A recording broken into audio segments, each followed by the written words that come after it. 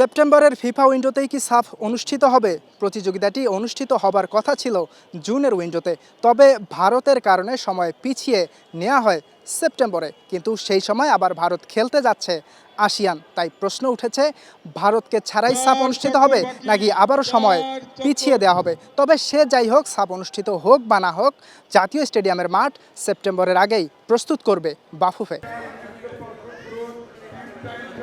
নিয়ম মেনে পুরো মাঠে একই ধরনের ঘাস না লাগিয়ে জাতীয় স্টেডিয়ামে লাগানো হয়েছিল বিভিন্ন জাতের ঘাস। তাই মাত্র ৮ ম্যাচ খেলার পরেই সব ঘাস তুলে ফেলা হয়েছিল। কয়েকদিনের ভিতরে ঘাস রোপণ করবে, এখানে ফার্টিলাইজেশন করে ঘাস লাগায় ফেলবে।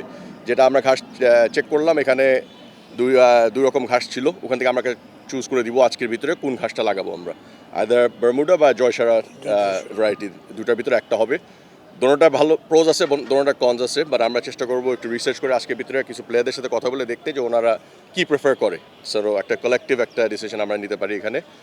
আর এটার বাইরে আমরা আশা করি মিড অগস্টের ভিতরে আমাদের গ্রাউন্ড রেডি হয়ে যাবে। শুধু জাতীয় স্টেডিয়াম নয়, নব্য গঠিত গ্রাউন্ডস কমিটি কাজ করবে দেশের অন্য মাঠগুলো নিয়েও।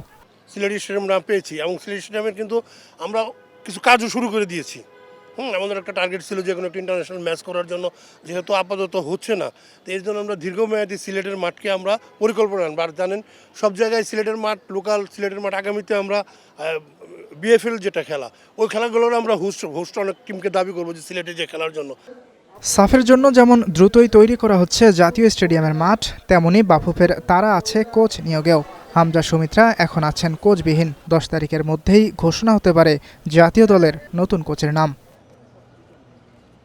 ইয়াসির আরাফাত সবুজ, স্টার প্লে, ঢাকা।